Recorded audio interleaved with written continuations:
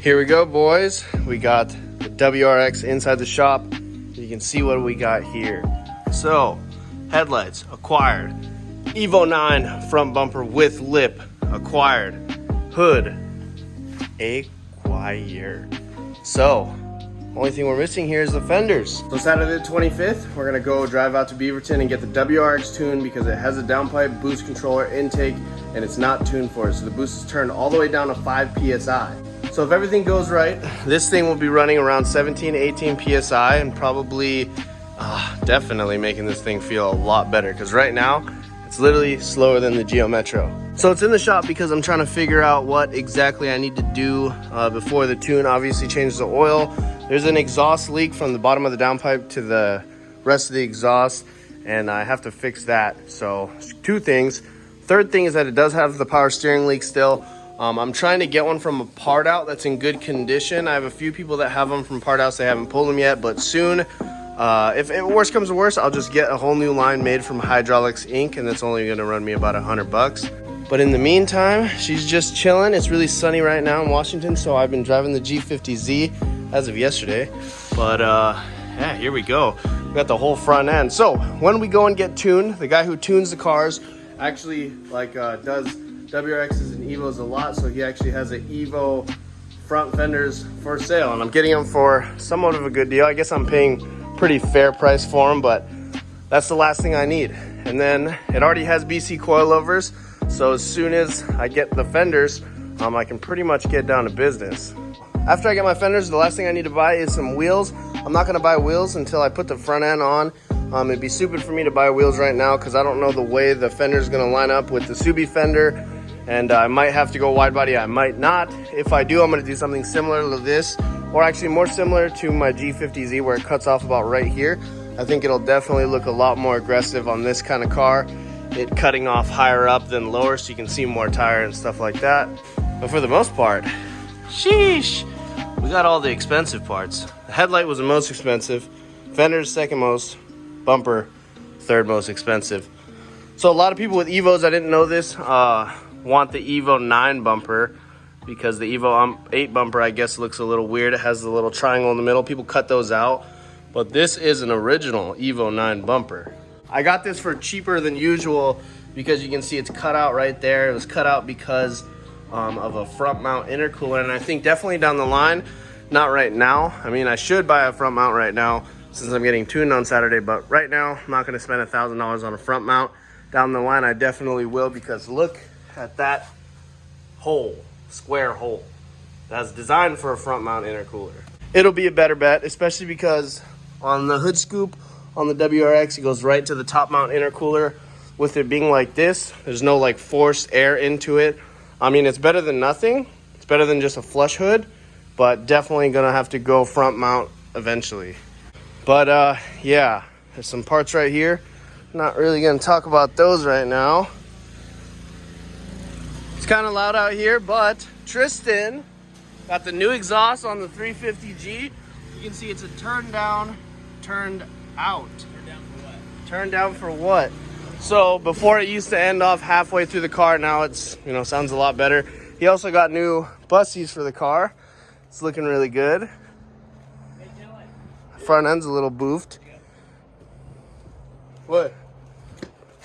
But for the most part, it looks pretty good. I love the color on this thing. This thing looks so much like more OEM than our cars. It just looks like it was almost made for the front end. Next day, it is officially Friday, so that means tomorrow we need to get the WRX tuned. So right now, I just banged out the spark plugs. Surprisingly, it was a lot easier than I thought. Just had to pop off the intake, take out the windshield reservoir, and take out the battery. Then you pretty much have a straight shot to the side boxer motor spark plugs. So I banged those out, and it seems to be running the same. It's just, I think the tune's just off, that's why, but I'm gonna do this stuff just to make sure the tune goes as planned. So right now I'm changing the oil. I wanna see how the oil is, make sure it's clean, ready for the tune. I already cracked it loose. The filter seems like it was tightened by Thor himself, so we'll have to figure that out. Oh, that is dark. That is dark, dark, dark.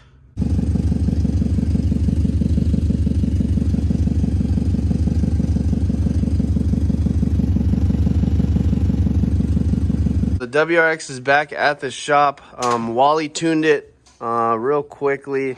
I had a bunch of issues, like my MAF is missing a grommet, my power steering line was leaking onto my O2 sensor, and I had a couple of exhaust gaskets missing. You can see right there is a missing bolt for the turbo.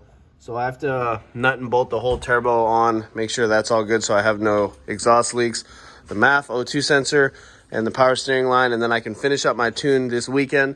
Also, I need a new intake. You can see there's a tiny little pinhole right here from it rubbing against the power steering line thing. So I don't know why that even did that. I guess it can push a little bit farther, but he told me to get a cold air intake just so it makes things easier, especially if that has a hole in it right there. Could be causing some sort of leak somewhere. Benny just pulled up. Oh my goodness. This thing's wild. It's wrapped too. Sheesh. All right, back to business. We got the fenders at the shop now, and look what I did. Everything's off. I got the hood on, and I got the fender on. So nothing's actually on, I'm just saying that. But you can kind of see how it's gonna look. So this body line is really weird, how it goes from here to there. I don't really think I could do too much about that. This body line might be able to match up to that. Don't know if I could do too much about that. What I can do is just Bondo this flat and make it so this doesn't have a body line, just like how on the WRX it ends right here and then the fender's flush. So you can see the hood needs to go back like another inch, and then this whole thing needs to go back another inch. So I might be able to just use off the Subaru fender right here, this chunk right here, so it goes to the A-pillar. But what's most likely is going to happen is I'm going to have to use it all the way down so that I can get that flush to the door look like how we did on all of our cars. But for the most part, I'm happy that this inside of the fender didn't hit the frame or the apron, because if that would have happened, then I would have either had to hammer out the fender or trim into the apron. I didn't want to do either of that. But you can see that it's pretty flush. There's going to be no fitment issues on that side. I am going to have to cut into the core support, which is pretty good that I got a car with front end damage because this is already bent. So what I'm going to have to do to fit the headlight, because the headlight's going to have to go back about to right here, I'm going to cut all this out and then re-weld a tube that goes on top and then back to about right here over the battery. And then I can slide the headlights in and get that perfect fitment with the headlights. The bumper clears pretty much about everything. I'm going to have to do the same thing to this side.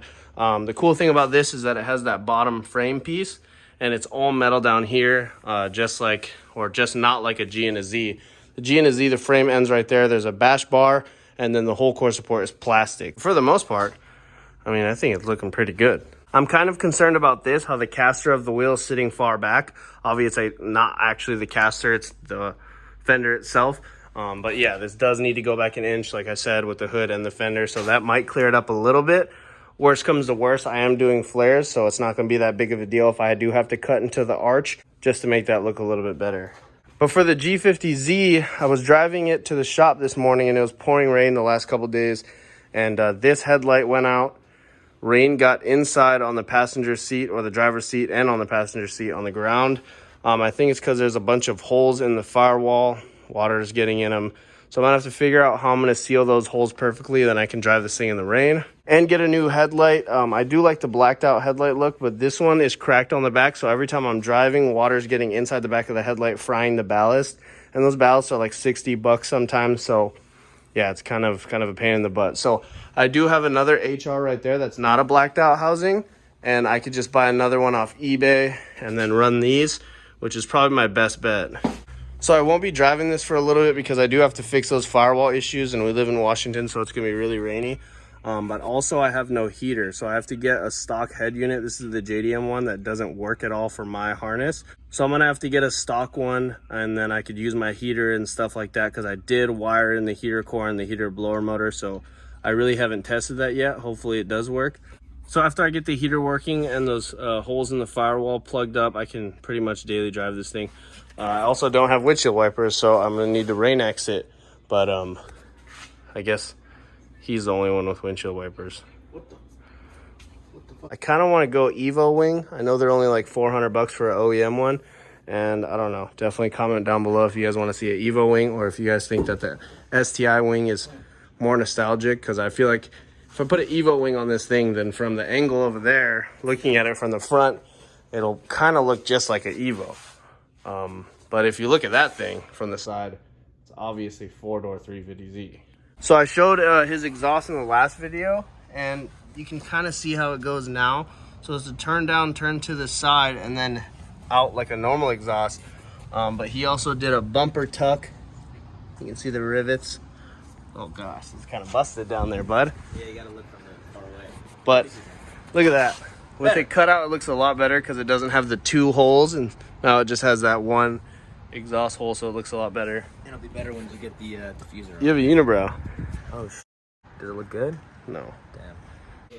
But I think that's going to be it for today's video. I have to go to Disneyland tomorrow, so it's going to be a short video. When we get back, we're going to start banging out on this thing.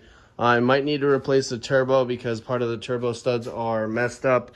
So, yeah, definitely going to have to figure that out. If I do replace the turbo, I'm going to go STI turbo, and it's going to be a little bit faster. But this build was not made to be a fast car at all, because as soon as I start doing that, then the transmission is going to blow, because these transmissions kind of suck. But I also have the full STI front end, so I can do something with that. Maybe we can put that on the FD, maybe the Ultima, STI front Ultima, or maybe D's nuts. These nuts! Peace.